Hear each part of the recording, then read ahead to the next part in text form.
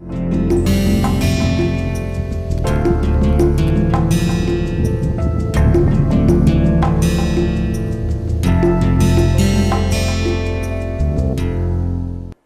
have seen how to calculate the rank of a matrix, how to calculate the inverse of a matrix, then we have seen how to calculate eigenvalues and eigenvectors of a matrix. So, today we will be talking about certain what I call special matrices, okay, and the kinds of matrices that we will be talking about are symmetric, orthogonal, Hermitian and unitary matrices. Okay. So, let us start with symmetric matrices, and again as we have been doing earlier, we will restrict to square matrices only. Okay. So, if you have a square matrix, so let us say A, which is composed of the usual coefficients which we denote as Aij. Okay. This is our usual matrix which we have been using. So, you have A11, A12 up to A1n, A21, A22 up to A2n, AN1, AN2 up to ANn. So, this is our n by n matrix. Now, this matrix is said to be symmetric if the off diagonal elements, if any two off diagonal elements are identical. So, if A21, is the same as A12, okay, and so on for all the off diagonal elements. So, that means AN1 will be the same as A1n and so on. So, if all the sets of off diagonal elements are basically the same, okay, then we say that the matrix is symmetric. So, mathematically we can write this in two ways. So, if Aj equal to Aij, okay, then A is symmetric. Okay. So, if the ij and the jith element are identical, then the matrix is said to be symmetric. Okay. Now, there is another way to write this. Okay. You can also write this as A transpose is equal to A. So, A transpose, remember A transpose is the same as A with the off diagonal element swap. So, A transpose has A12 here instead of A21 and so on. So, these are basically the same thing. So, a matrix is said to be symmetric if either you can say A transpose equal to A, or if you want to look at the individual coefficients, you can say Aji equal to Aij. So, what will a symmetric matrix look like? So it will look like something like, so all the diagonal elements will be as you always had. Now, the off diagonal elements, so if this is A12, this will also be A12, if this is A13, this will also be A13, and if this is A1n, this will also be A1n. So, all the off diagonal elements will be identical to each other, and the matrix will have the appearance of symmetry. So, it will look very similar across all these. So, similarly I should also mention here, so if you have A23, okay, this will also be A23. Okay. So, both these will be A23 and so on. So, symmetric matrix is one kind of special matrix. The next kind of special matrix is what is called as orthogonal matrix. Okay. And let us just remind ourselves. So, for a symmetric matrix we had A transpose equal to A. Okay. Now, an orthogonal matrix is we can write this in two different ways. An orthogonal matrix, usually we think of an orthogonal matrix if you can I will say that a matrix is orthogonal if it preserves the length of a vector during a transformation.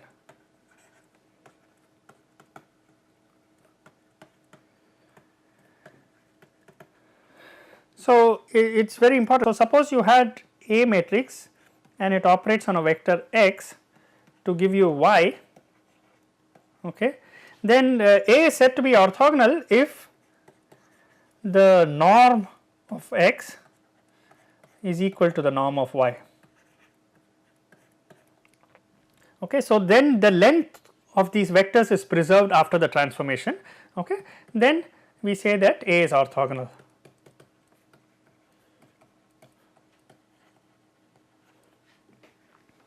Okay. It should be for all vectors. So, for any vector, when a matrix acts on any vector, it preserves the length of that vector, then such a matrix is said to be orthogonal.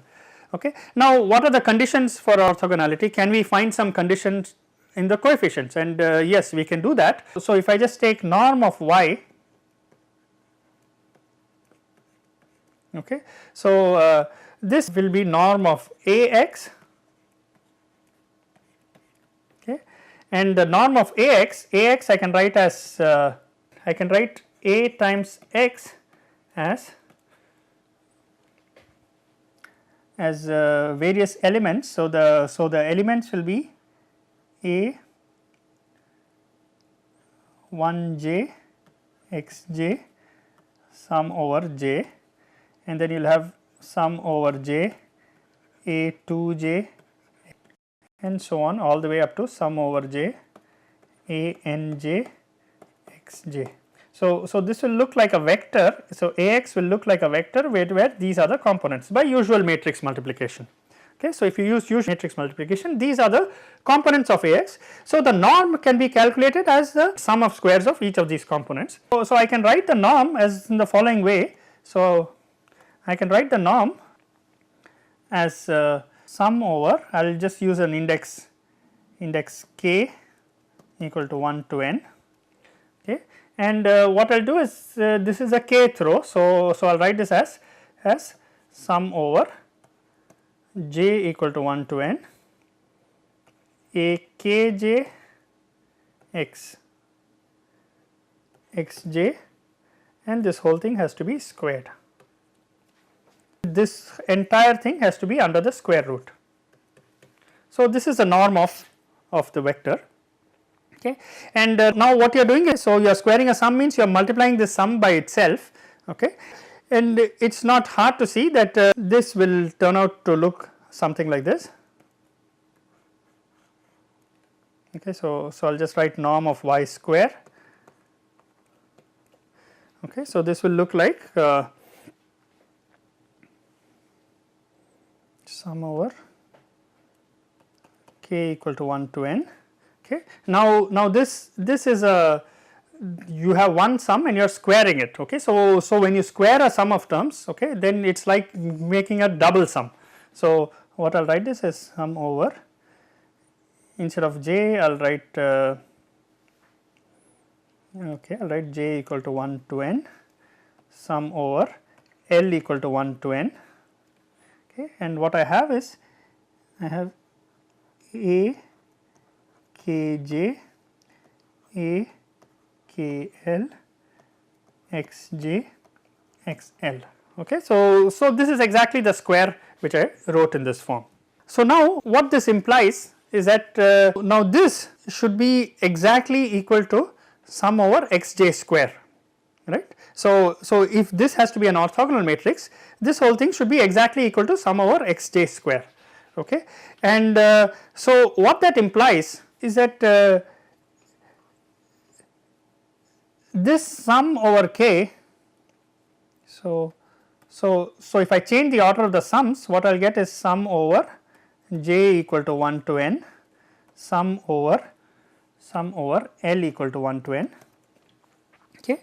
And what I have is I will have an xj xl, and then I have a sum over k equal to 1 to n A kj A kl, okay.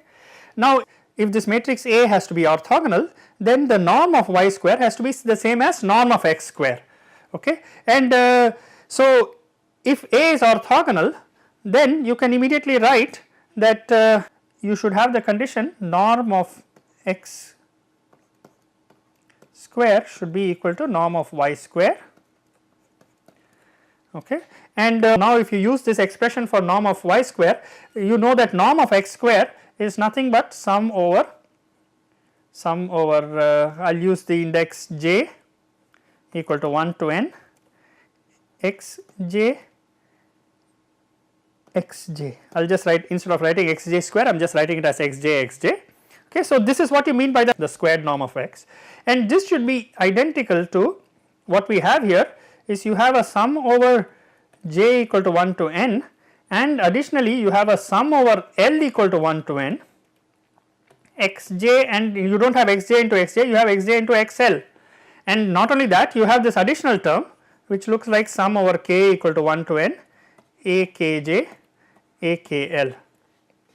Okay. Now you can just take a look at this, you immediately realize that in order for this to be true, okay, you should, what should happen is that this whole thing here, this whole thing, okay, should be such that it should be 1 if j equal to L and it should be 0 otherwise. Okay. So, in other words, this whole thing should be what is called the, so this should be equal to delta JL. Okay. So, this is equal to 1 if j equal to L, equal to 0 if j is not equal to L. Okay. So, if this is satisfied, then you can immediately see that I can replace this whole thing by delta JL, and now when I sum over L equal to 1 to n, only the term where L equal to j will contribute. So, what I will get is nothing but sum over j equal to 1 to n xj xj. So, that is the only term that will contribute. So in other words, the condition for A to be orthogonal is exactly this. So, in order for A to be orthogonal, it must satisfy sum over k equal to 1 to n akj akl equal to delta jl. Okay. Now, what is this sum over k equal to 1 to n akj akl? That means what you are doing is you are taking the jth and lth column, okay, and the elements of the kth row, and you are multiplying them together. You should get 1 if j equal to L, and you should get 0 otherwise. So, in other words, what this says is that different rows or different columns of the matrix, if you think of one row of a matrix as a vector and another row of the matrix as another vector, then these two vectors should be orthogonal to each other.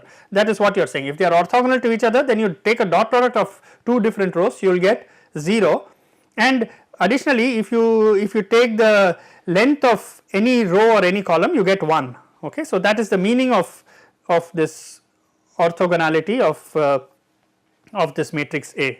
Okay. Now, additionally we can write this in a slightly more compact notation. So, instead of writing it in this way, okay, I can express orthogonality in a slightly different way. So, I can write orthogonality implies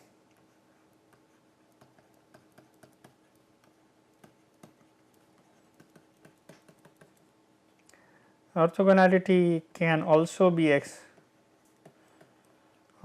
expressed as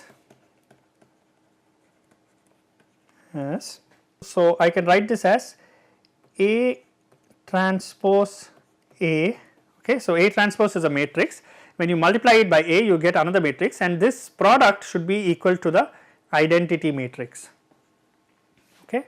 Or you can write A transpose equal to A inverse. Okay. So, this is the same thing as what we said here. Okay. So, either you can say A transpose A equal to identity, or you can say A transpose equal to A inverse, or you can write this in terms of coefficients. Okay. akj akl sum over k should be equal to delta jl. So, these are what it takes for a matrix to be orthogonal, and each of these three conditions are identical to each other. Now, so what I mentioned here is that the rows and columns should be orthogonal. Okay. So, in other words, if we said that sum over k equal to 1 to n Akj AKL equal to delta KL. Okay, so what that means is that so if I take the jth column, then the elements of the jth column, so if you go to the jth column, okay, then the elements of the jth column are given as A1j, A2j up to Anj, and then I take the lth column, then I will have A1L, A2L up to ANL. Okay. So now what you can see is that in this sum what is appearing is Akj, and k goes from 1 to n. So, it comes A1j, A2j, A3j all the way, and then AKL, that is A1L, A2L up to this. So, what you are effectively doing is you are taking this vector and taking a dot product with this vector. So, essentially you are taking the dot product of these two vectors, okay, and that dot product should be 0 if you take two different columns. If you take the same column, that dot product should be 1. Okay. So, this is what you mean that any two columns are actually orthogonal to each other. So, columns are orthogonal. Okay. And similarly, I leave it as an exercise for you. You can also show rows are orthogonal.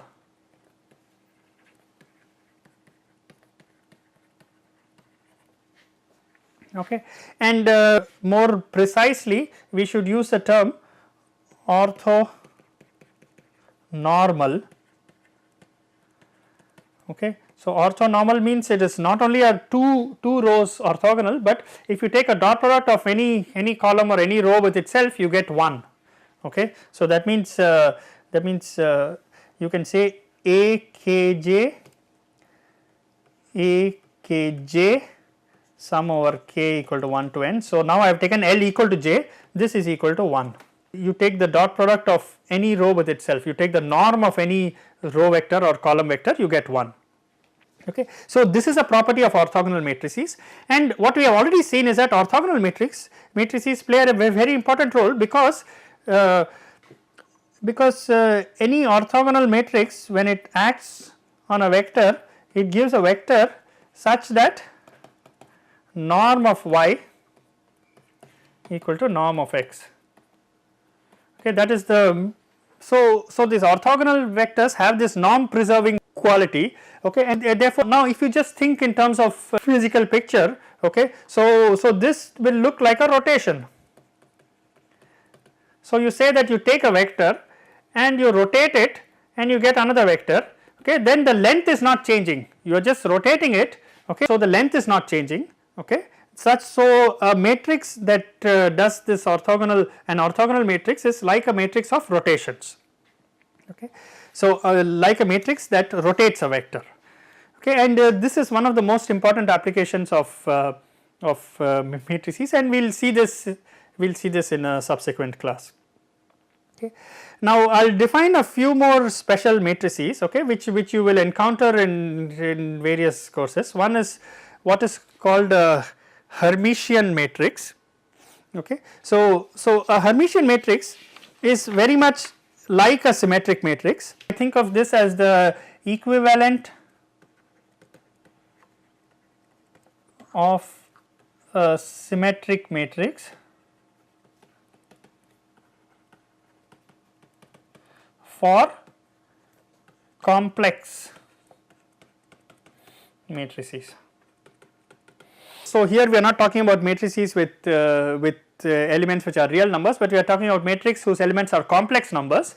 Okay. Then a Hermitian matrix. So, if this matrix has A equal to A, I will call it I will put a dagger sign. Okay. So, this dagger is what is called a Hermitian conjugate.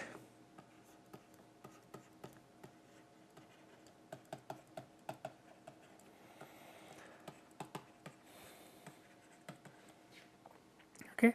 And what does it do? So, what does this dagger does? So A dagger is nothing but you take your matrix, okay, you take each element, you take its complex conjugate. So, this is a complex conjugate and then you transpose it.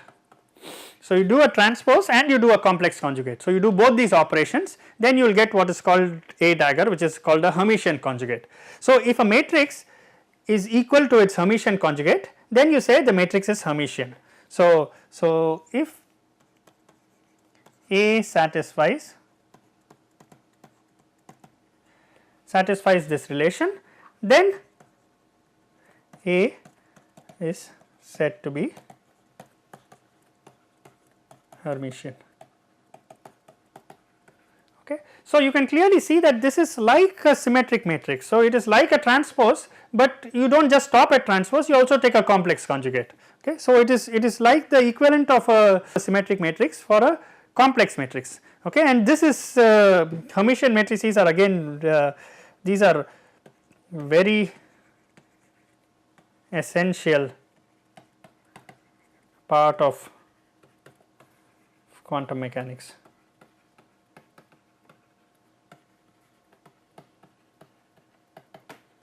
The Hermitian property of various operators, okay, is a very essential part of quantum mechanics. Okay. There are some nice properties of Hermitian matrices. Okay. So, Hermitian matrices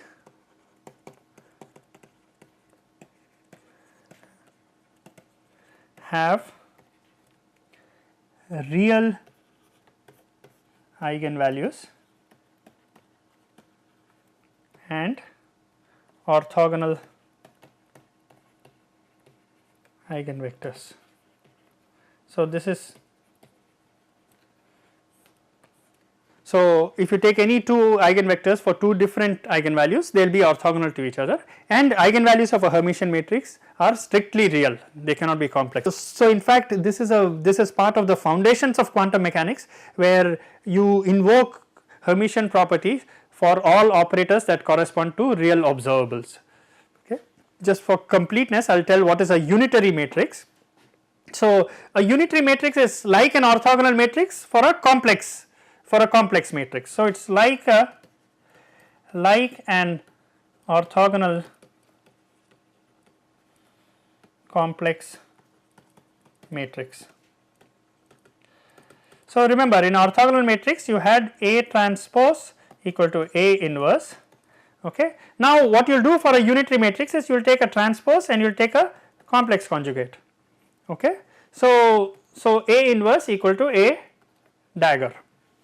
Okay. So, this is what is meant by a unitary matrix. So, if A satisfies this condition, then it is said to be unitary matrix, and so you can think of a unitary matrix as the equivalent of an orthogonal matrix for a complex space. Okay. And so a unitary transformation is something that will, when you operate a unitary matrix on a vector or another matrix, you will get something that preserves the norm of the vector. Okay. So this is norm preserving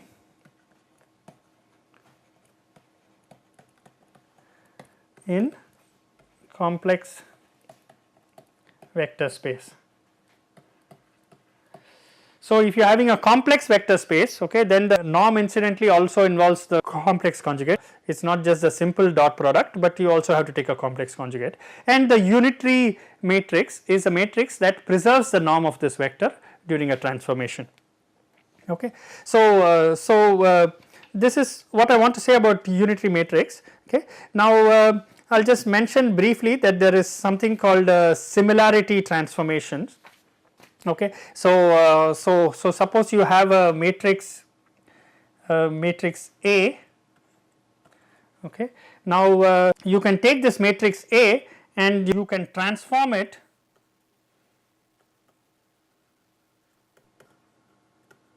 to A tilde. Okay. And there are several ways to do this transformation.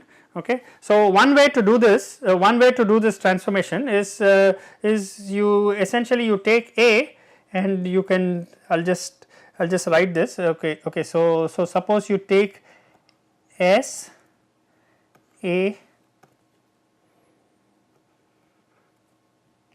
S transpose.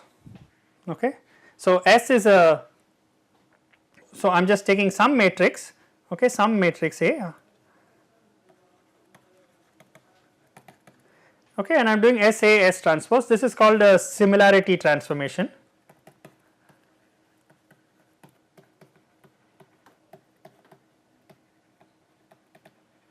Okay.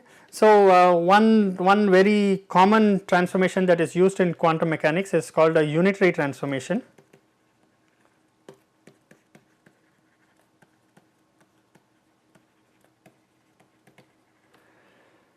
So, what you do is you take A tilde equal to U A U dagger, where U is a unitary matrix. So, this is called a unitary transformation.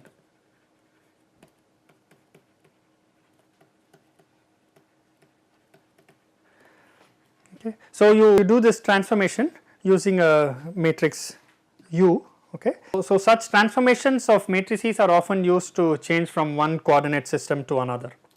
So, I will stop the lecture here. Okay. So, in the next class we will talk more about we'll talk about matrix diagonalization, spectral decomposition, and then in the last class of this module we will do some practice problems.